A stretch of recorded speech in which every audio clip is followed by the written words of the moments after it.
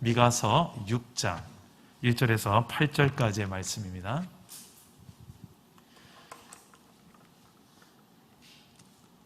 제가 먼저 6장 1절을 읽겠습니다. 너희는 여호와의 말씀을 들을지어다. 너는 일어나서 산을 향하여 변론하여 작은 산들이 네 목소리를 듣게 하라 하셨나니 너희 산들과 땅의 견고한 지대들아, 너희는 여호와의 변론을 들으라. 여호와께서 자기 백성과 변론하시며 이스라엘과 변론하실 것이라. 이르기를 내 백성아, 내가 무엇을 네게 행하였으며 무슨 일로 너를 괴롭게 하였느냐? 너는 내게 증언하라. 내가 너를 애굽 땅에서 인도해 내어 종 노릇하는 집에서 속량하였고 모세와 아론과 미리암을 내 앞에 보냈느니라. 내 백성아, 너는 모압 왕 발락이 꾀한 것과 부올의 아들 발람이 그에게 대답한 것을 기억하며 시딤에서부터 길갈까지의 일을 기억하라. 그리하면 나 여호와가 공의롭게 행한 일을 알리라 하실 것이니라. 내가 무엇을 가지고 여호와 앞에 나아가며 높으신 하나님께 경배할까? 내가 번제물로 1년 된 송아지를 가지고 그 앞에 나아갈까? 여호와께서 천천의 숫 양이나 만만의 강물 같은 기름을 기뻐하실까? 내 허물을 위하여 내 마다들을 내 영혼의 죄로 말미암아 내 몸의 열매를 드릴까? 사람아, 주께서 선한 것이 무엇임을 내게 보이셨나니 여호와께서 내게 구하시는 것은 오직 정의를 행하며 인자를 사랑하며 겸손하게 내 하나님과 함께 행하는 것이 아니냐. 아멘. 할렐루야. 오늘도 말씀으로 찾아오시는 주님 만나기를 축복합니다. 오늘 우리가 읽은 하나님 말씀 미가서, 이 미가서는 지금 미가 선지자를 통해서 이스라엘 백성을 향하여서 법정 공방을 벌리듯이 이야기를 나누고 있습니다. 하나님께서 지금 이스라엘 백성들을 고발하고 있습니다. 너희들이 행한 행위들에 대해서 이 법정의 자리에서 한번 이야기해보자 라고 지금 이야기를 하고 있습니다. 선지자 미가를 대리인으로 앞장 세우고 또 증인은 사람이 아니라 자연입니다. 산. 이 산들 앞에서 네가 한번 증언해봐라 라고 이야기합니다. 근데 하나님은 지금 이스라엘의 왕이십니다. 창조주십니다. 왕의 고난과 힘으로 얼마든지 백성들을 심판하실 수 있습니다. 그런 하나님은 대놓고 그렇게 심판하지 않습니다.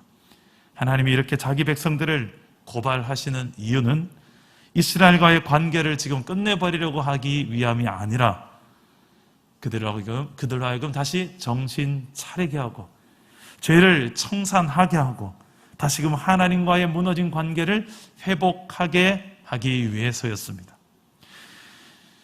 미가 선지자를 통해서 지적했던 이스라엘의 죄가 무엇이었습니까? 우리 지난 주일에 나누었는데 이스라엘 백성들은 하나님을 경배하지 않고 우상을 숭배했습니다. 그리고 탐욕으로 자신의 것이 아닌 이웃의 것들을, 힘없는 자의 것들을 빼앗습니다. 특히 사회의 정의에 앞장서야 될 지도자들이 뇌물과 탐욕의 눈이 어두워서 더 소유를 채우고 자신의 기득권을 유지하기 위해서 끝까지 하나님 원하시는 정의의 길을 걷지 않았습니다. 이스라엘 한마디로 예배가 무너져 있고 정의가 무너져 있는 상태입니다. 이 무너진 정의와 예배, 이것을 보고 어느 누가 하나님의 나라라고 할 수 있겠습니까?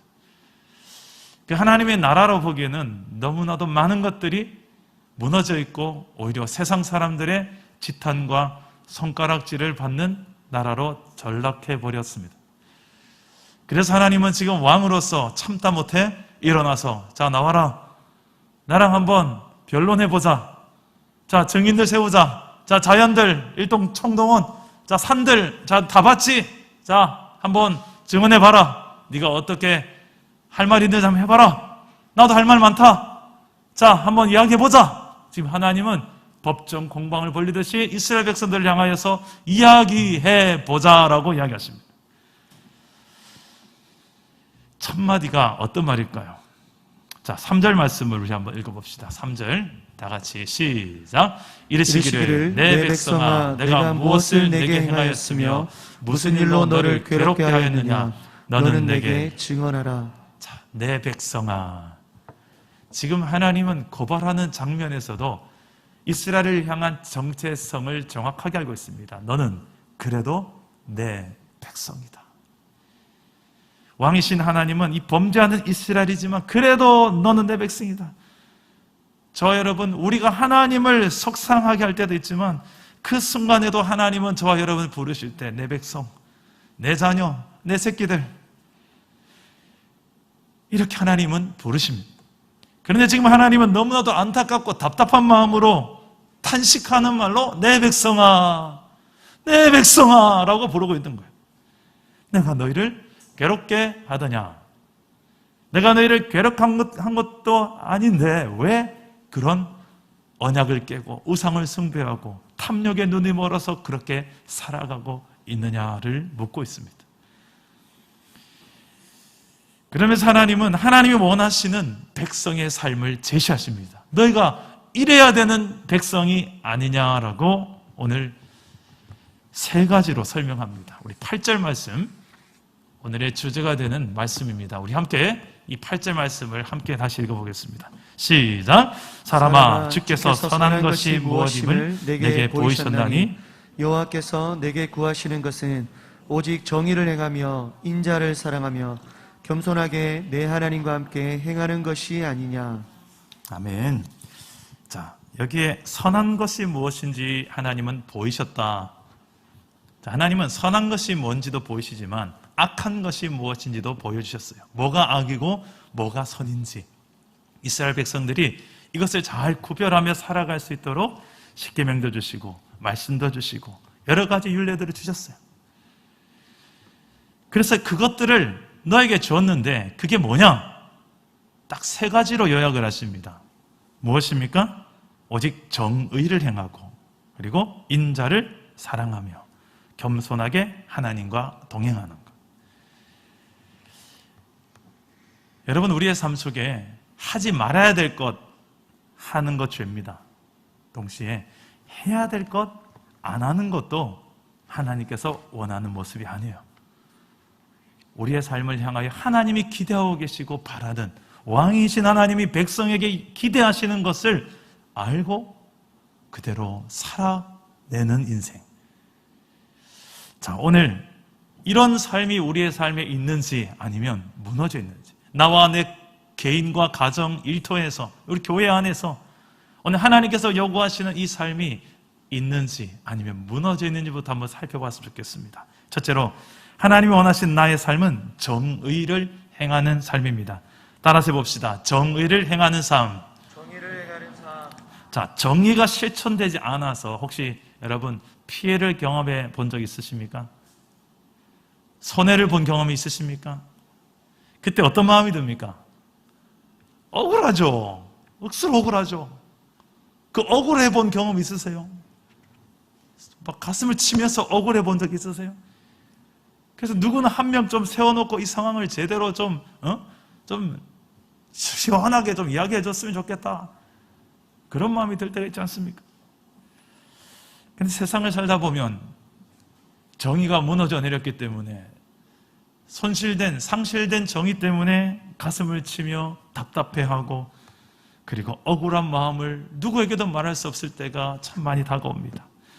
하나님은 하나님 나라 백성만큼은 이 정의가 상실되었기 때문에 그렇게 답답해하고 그렇게 억울해하는 그런 인생이 되지 않기를 원하십니다.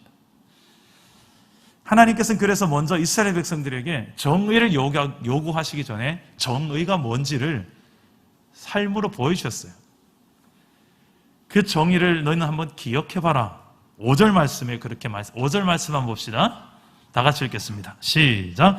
내 백성아 너는 모압 왕 발락이 꾀한 것과 보레 아들 발람이 그에게 대답한 것을 기억하며 시팀에서부터 길갈까지의 일을 기억하라. 그리하면 나 여호와가 공의롭게 행한 일을 알리라 하실 것입니다. 자, 이 과거에 또 내 백성아 하면서 내 백성이 살아왔던 과거의 한 사건들을 끄집어 올려서 기억해봐라 라고 이야기하십니다. 이 사건이 내가 너희들에게 공의롭게 행한 일들이 아니냐. 어떤 사건입니까? 이 악한 모압 왕이 지금 출애굽해서 가나안 땅으로 가는 길에 저들을 향하여서 저주하고 저들을 향하여서 무너지기를 소망하는 마음으로 거짓 선지자 발람을 사용하여 돈으로 매수하여 저들을 저주하라고 부탁을 합니다. 그런데 하나님께서 그 가운데 개입하셔서 저주가 바뀌어서 축복을 말하게 되게 하시죠. 이 사건을 통해서 하나님께서는 이스라엘 백성들을 향하여 악행을 하고 저들이 무너져 내리기를 원하는 저 악한 괴계의 손들을 하나님께서 차단하시고 오히려 그 저주를 축복으로 바꾸시는 하나님이심을 보여주십니다. 하나님은 이처럼 이스라엘 백성들이 걸어가는 길 속에 그들의 대적들, 원수들을 하나님께서 막아주시고 오히려 그들에게 의로운 길로 그들을 보호하시고 인도하시는 하나님으로 역사하셨다는 것입니다.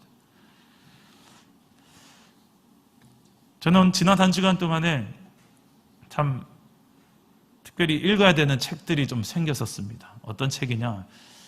이 진화론과 또 창조론, 여기에 관련된 책들을 지난 주간에 읽을 수밖에 없었어요. 왜냐하면 이번 주 오늘 중고등부 특강 강사로 오시는 우리 창조과학 강사 한 분이 오시는데 지금 창조과학에 대해서 또 다른 여러 가지 의견들이 있더라고요. 그래서 창조론에도 유실론적, 진화론에도 유실론적 진화론이 있고 많아요. 이게 저는 한 가지 창조론, 진화론 두 가지만 있는 줄 알았는데 그게 아니라 여러 가지 창조론에도 여러 가지 창조론, 진화론도 여러 가지 진화론이 있더라고요. 그래서 저는 참 이 강사분하고 전화를 해서 이 고민들을 나누었어요. 우리 중고등부 아이들한테 어떻게 이 성경적 창조론을 제대로 나눌 수 있을까요? 참 감사한 것은 이미 이분은 그런 고민들을 저보다 몇백 배 더 많이 해보고 몇백 배 많은 책을 읽었더라고요. 그래서 목사님 참 이런 고민하는 거 참 좋습니다 하면서 저랑 이야기를 한참을 나눴는데 지금 시대가 이런 시대입니다.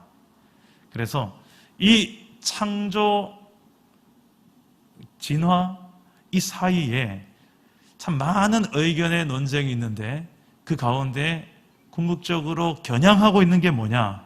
어딜 건들고 싶어 하느냐? 악인들이 어디를 건들고 싶어 하는가? 결국은 성경을 건들고 싶어 한다. 성경을 흔들고 싶어 한다는 거예요. 성경을 흔들어야 내 마음대로 내가 원하는 것들을 행할 수 있기 때문에 그래서 그 안에 많은 이야기들이 있더라고요. 정치적인 이야기도 있고 여러 가지 그 안에 이야기들을 참 생각해 보니까 그냥 한 번의 강의가 아니더라고요.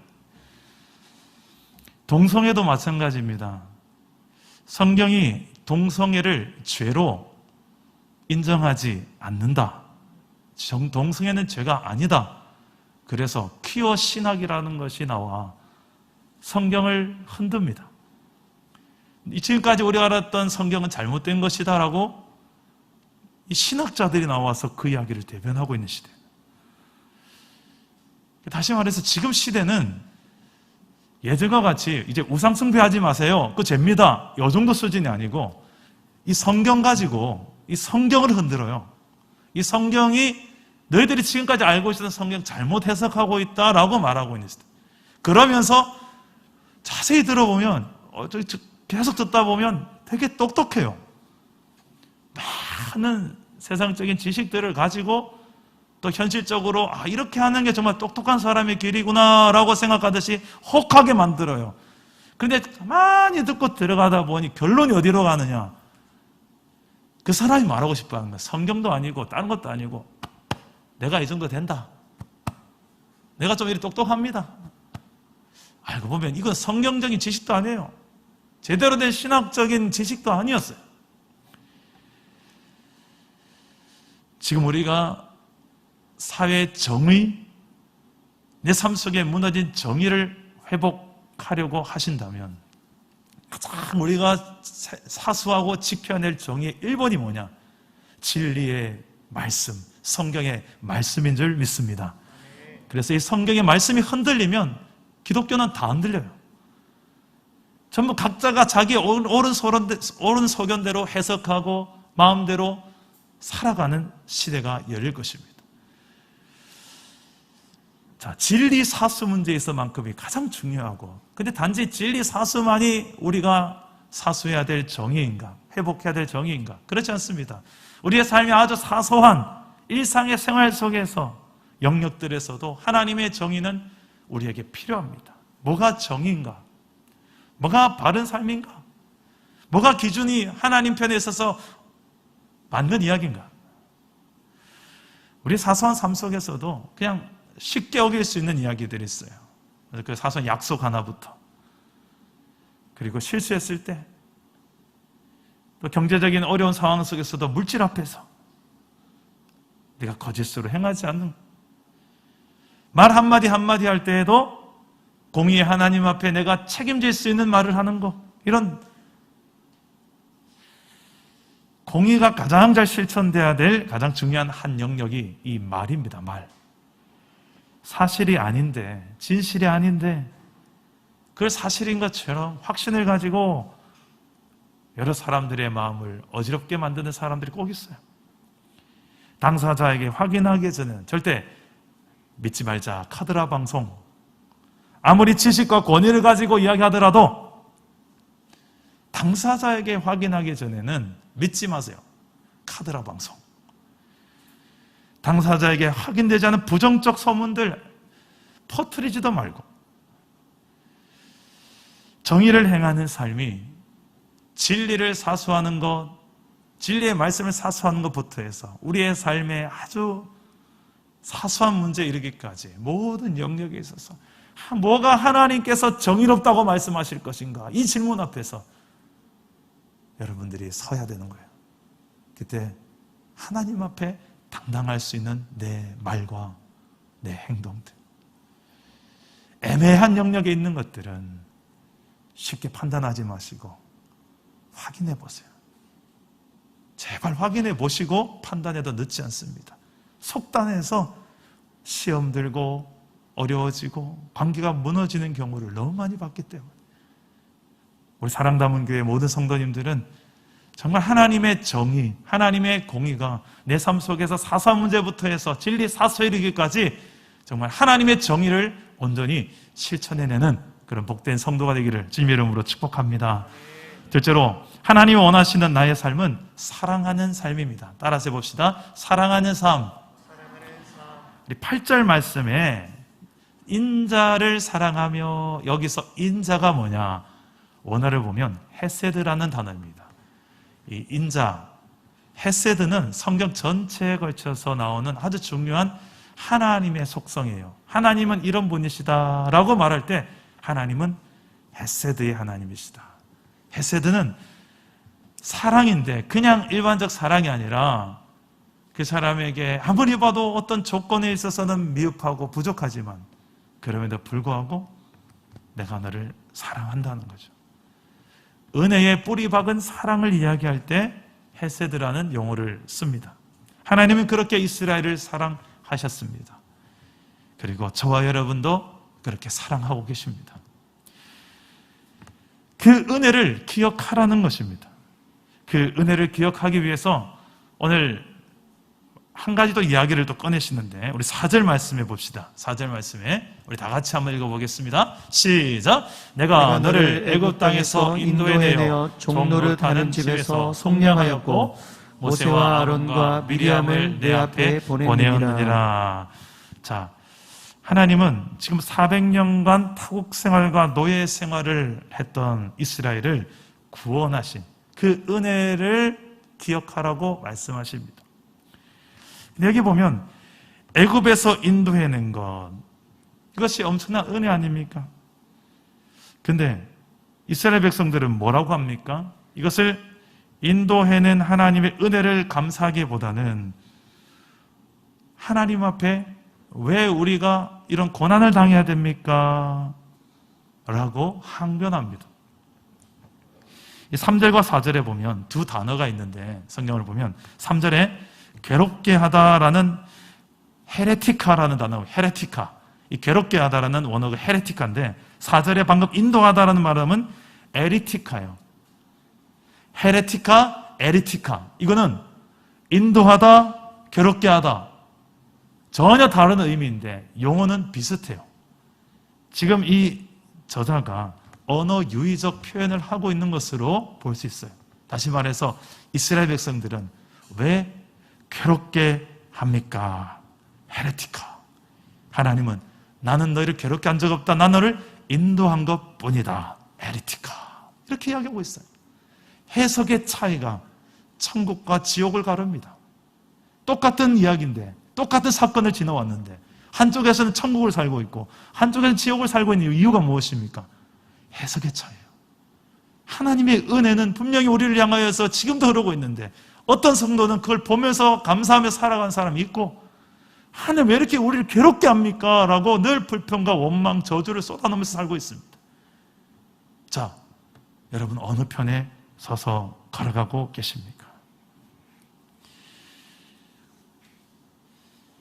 내 삶에 이 하나님의 이 헤세드의 은혜가 식으면 그리고 사랑이 식으면 어김없이 내 마음과 예배가 자꾸만 이 타성해졌고 서로를 향하여서 넉넉한 마음도 사라지고 자꾸 율법적이 되고 서로를 비판하고 정죄하는 쪽으로 가게 되어 있습니다. 그러나 늘 내 삶에 대한 해석과 상황에 대한 해석이 이 하나님의 관점으로 은혜의 관점으로 헤세드의 관점으로 살아가는 인생은 어떤 상황 속에서도 그 은혜를 흘려보냅니다. 가장 하나님께서 우리에게 보여주신 강력한 헤세드는 바로 십자가 사건이었어요. 십자가는 하나님의 공의도 해결하시고 사랑도 해결하신 사건이었어요. 우리는 전부 다 죄로 인하여서 다 심판에 이를 수밖에 없었지만 그게 하나님은 심판하셔야만 되는 공의의 하나님이시지만 그래서 예수님이 되신 십자가에서 죽는 심판을 당하셨지만 동시에 하나님은 사랑의 하나님이셔서 우리의 죄를 용서하시고 그 죄를 대신 예수님이 지고 죽어주신 사건. 그래서 십자가는 하나님의 공의와 하나님의 사랑이 완성된 곳입니다. 그래서 우리가 날마다 십자가 앞에 나아가서 내 공의가 무너져 내렸을 때, 내 사랑이 무너져 내렸을 때, 내 삶에 무너진 곳이 있을 때 십자가 앞에 나아가서 하나님이 내게 베푸신 공의와 하나님 내게 베푸신 헤세드의 은혜의 사랑이 무엇인지를 또다시 확인해야 되고 또다시 우리가 충전해야 되는 것입니다. 그래서 오늘 이 미가 선지자를 통하여 하나님은 이스라엘 백성들에게 과거에 너희 인생 가운데 역사한 나는 어떤 하나님이냐? 내가 너희들에게 어떻게 행했느냐? 내가 너희를 어떻게 괴롭혔느냐? 너 나를 자꾸 괴롭혔다고 하는데 내가 너를 어떻게 괴롭혔느냐? 한번 이야기해보자. 변론해보자. 산들이 다 안다. 이야기해봐라. 라고 지금 하나님 당당하게 법정으로 부르시고 이야기하고 있습니다. 오늘날 세상 가운데 사랑은 점점 식어가고 있습니다. 더불어 교회 안에도 쉽지 않습니다. 게다가 이 코로나 시대는 더더군다나 이 교제가 얼마나 쉽지 않습니까? 교제가 힘들어진 시대. 이 시대 속에 우리를 이 시대가 막을 수 없는 여전히 우리가 사랑하며 살아갈 수 있게 하는 힘은 어디서부터 출발합니까? 그렇죠. 조건부로 우리를 사랑하신 하나님이 아니라 무조건적인 하나님의 그 은혜의 뿌리 박은 사랑으로 변함없이 나를 사랑하고 계시는 그 하나님 옆에 나아가는 거, 그분의 사랑을 진짜로 믿고 체험하는 거, 거기에서 우리도 하나님 백성다운 삶으로 살아내게 될 줄 믿습니다. 십자가 앞에 나아가서 배워야 할 하나님의 사랑, 헤세드의 사랑으로 여러분이 속한 가정과 일터에서 사랑하는 삶을 살아내는 저와 여러분 되시기를 주님의 이름으로 축복합니다. 마지막으로 하나님 원하시는 나의 삶은 겸손히 하나님과 동행하는 삶입니다. 따라해 봅시다. 겸손히 하나님과 동행하라. 저는 이 첫 번째, 두 번째는 이해가 되는데 왜 세 번째 겸손이 나올까 참 고민을 해봤어요. 왜 겸손이 나올까요? 하나님 원하시는 삶 속에 가만히 우리 삶을 보니까 사랑하는 삶도 아쉽고 정의를 지켜내는 삶도 내가 봐도 아쉬울 때가 있지 않나요? 여러분 충분히 정의롭군요. 여러분 충분히 다 사랑 잘하고 계시군요. 저는 참 제가 아쉬워요. 제가 목사이지만 참 부끄러운 마음으로 참 이런 이야기를 합니다. 좀 더 내가 사랑해야 되는데 제 속에도 막 이렇게 부글부글 끓어올 때가 있더라고요. 좀 더 이게 정의로운 일 쪽에 내가 내 자존심인 뭐든 이걸 다 내려놓고 이 정의의 편에 서야 되는데 상황과 자존심, 영광, 명예 여러 가지 상황 조건들 앞에서 이 정의의 편에 딱 서서 바른 말을 하지 못하는 상황들도 있더라고요. 아, 참 나는 연약한 존재구나. 아, 참 나는 연약한 존재구나. 이런 우리의 상황들을 인정하고 하나님 앞에 더 가까이 주님을 붙들고 살아가는 삶, 그 겸손과 하나님과 함께 동행하는 삶이 우리에게 요구되어진다는 것입니다. 이스라엘 백성이 왜 우상 숭배를 했을까요? 그렇죠. 교만 때문입니다. 하나님을 무시하고 하나님 없이도 살만하고 하나님 없이도 살 수 있겠다 생각했기 때문에 다른 신들도 좀 이렇게 믿어봐도 괜찮겠다 싶었기 때문에 바알 신을 숭배했고 아세라 신을 숭배했습니다. 참된 겸손은 하나님 앞에서 내 모습을 정확하게 보고 인정하는 것에서 출발합니다. 내가 얼마나 연약하고 부족한 사람인지 하나님 앞에 정확하게 볼 수 있습니다. 그리고 내 힘으로 정의와 사랑을 행하는 것이, 온전히 행한다는 것이 참 어렵다는 것을 알게 되면 더 겸손히 하나님의 도우심을 의지하게 될 것입니다.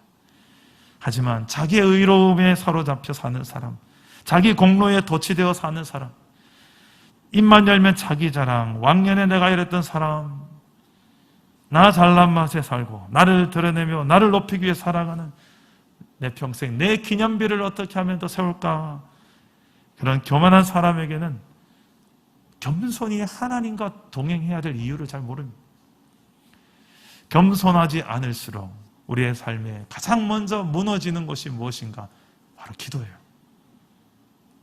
기도하지 않으면 내가 할 수 없다는 것, 하나님 함께하지 않으면 할 수 없다는 것을 인정하는 것이 기도인데, 그만큼 기도가 식는다는 것은, 기도가 내 삶에 없다는 것은 내 삶이 서서히 겸손이 아니라 하나님이 아니라 내 방식으로. 지금 이번에 우리가 일주일 후면 특별 새벽 기도회가 다시 또 돌아왔습니다. 저는 매번 특별 새벽 기도회 때마다 참 제가 은혜를 많이 누려요.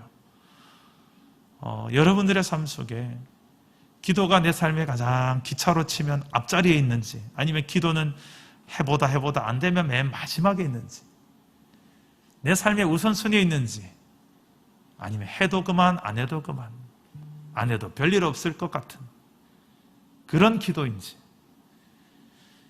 참 감사한 것은 사랑가문 교회 성도들이 참 착해요. 특세하자면 또 얼마나 더 많은 분들이 동참하는지 몰라요. 근데 제 바람은 그래요. 특세로 그냥 확 일어났다가 확 끝나는 것이 아니라, 새벽 기도를 많이 나오라는 뜻 절대 아닙니다. 여러분들이 기도의 생활이 어떤지를 질문하는 거예요. 내 삶에 하나님의 도우심을 정말 필요로 하고, 하나님 없이는 내가 한 걸음도 걸어갈 수 없습니다, 이렇게 말하는 겸손한 인생은 바로 기도하는 인생이라는 것입니다. 인터넷에 한 글이 있어서 소개합니다. 겸손과 교만은 한 끗 차이입니다. 겸손과 교만의 기준은 오직 하나님이십니다. 그러나 그리스도인들은 언제나 또 영적 전쟁의 삶을 살아가고 있습니다. 한순간이라도 방심했다가는 사단에게 잡혀버립니다. 그래서 그리스도인의 삶은 언제나 성령님의 도우심으로 살아야 합니다. 한 가지 분명한 사실은 그리스도인이 하나님과 동행하고 있음을 느끼지 못하고 있다면 분명 교만한 상태입니다. 겸손한 상태일수록 하나님을 붙잡게 되어 있기 때문입니다. 말씀을 맺겠습니다. 주중에 한 성도님이 저에게 이런 문자를 보내왔어요. 목사님, 저는 사랑다문교회 성도라는 것이 너무 자랑스럽습니다.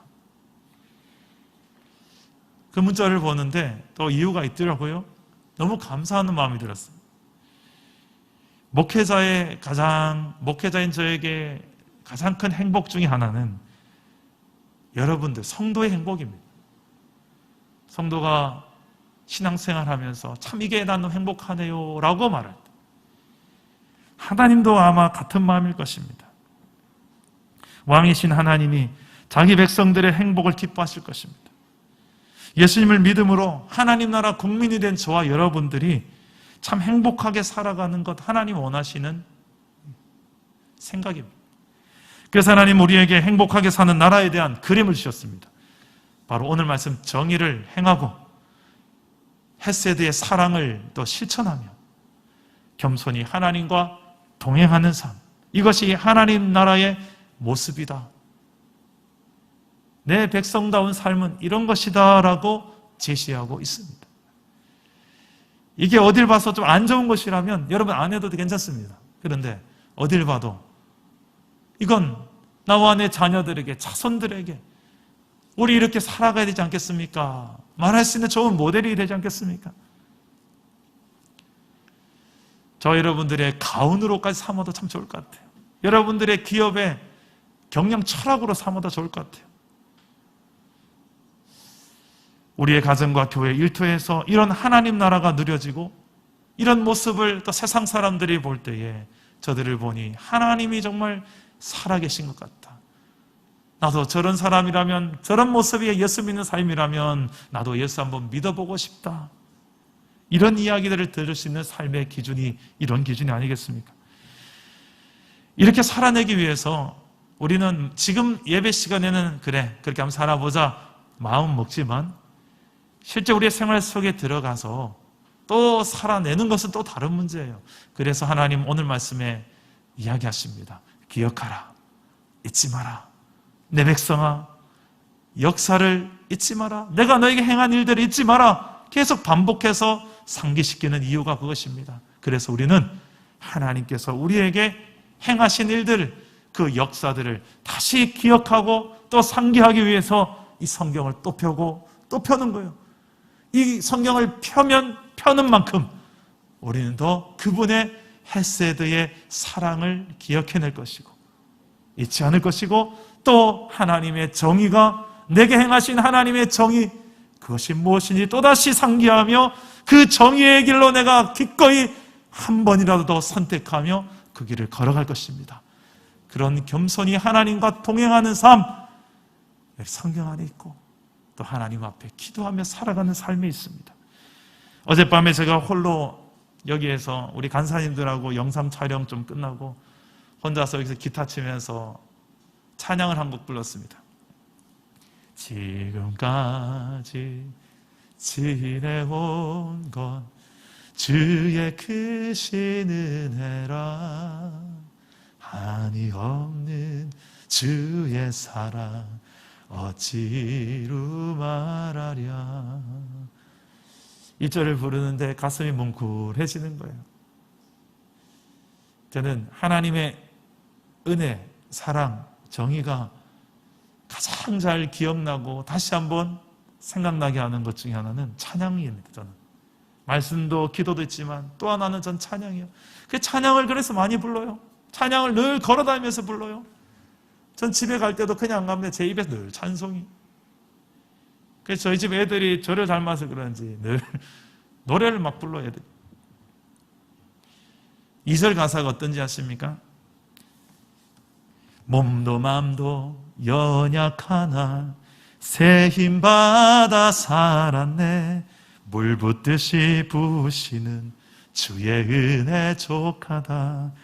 사랑 없는 거리에 나 험한 산길에 헤맬 때 주의 손을 굳게 잡고 뭐 하면서 갔다고요? 찬송하며 가리라. 할렐루야. 우리의 삶이 이런 삶이 되기를 축복합니다. 사랑 없는 거리, 세상, 자기중심적인 시대로 점점 흘러가지만 그래도 우리는 세상이 없는 것이 있잖아요.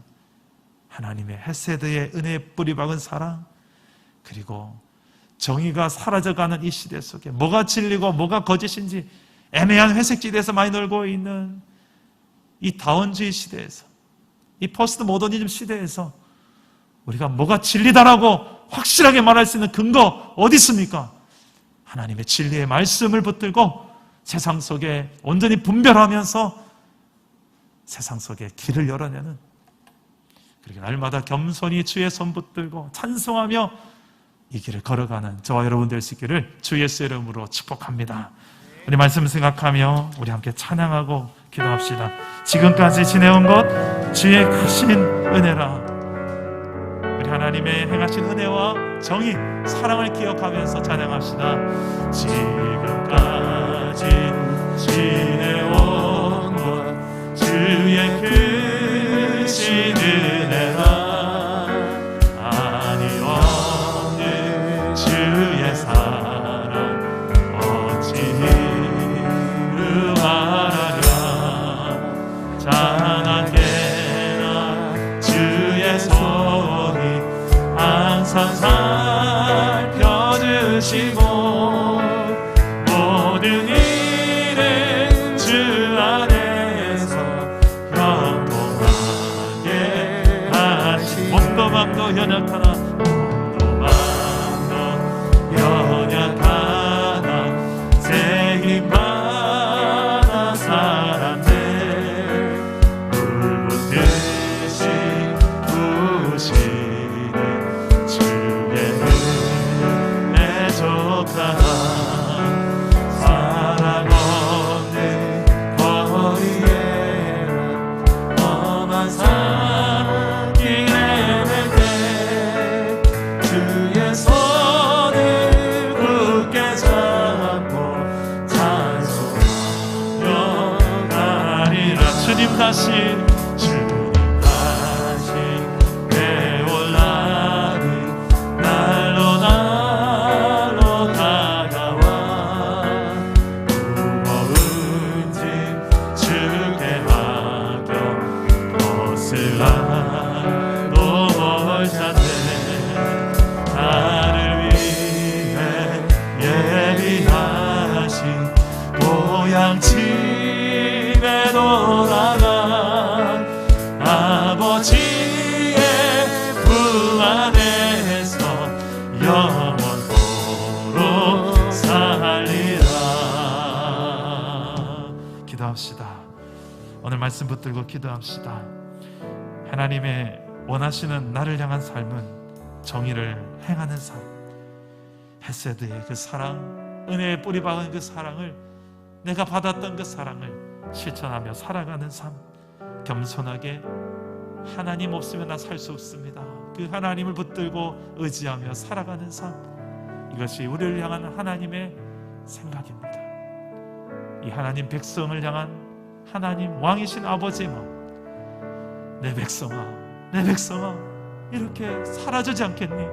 오늘도 간곡히 나와 우리의 가정을 향하여, 일터를 향하여, 또 우리 교회를 향하여 사랑 없는 거리에서 험한 산길 속에 살아가는 우리에게 오늘도 다시 한 번 더 사랑과 정의로 우리에게 권면하십니다. 주여, 내가 이렇게 살아낼 수 있는 힘을 날마다 공급해 주시고 말씀과 기도 속에, 찬양 속에서 그렇게 살아갈 수 있는 힘을 날마다 내게 공급해 주옵소서. 우리 기도하실 때 저를 따라오기도 하겠습니다. 주여, 은혜를 주옵소서. 주여, 권능을 주옵소서. 주여, 회복을 주옵소서. 기도합니다. 하나님 아버지, 우리가 하나님의 은혜 가운데 있음을 알게 하여 주십시오. 내 힘이 아닌 주님의 도우시는 힘으로 오늘도 우리가 이렇게 살아내기를 원합니다. 주여, 하나님의 백성을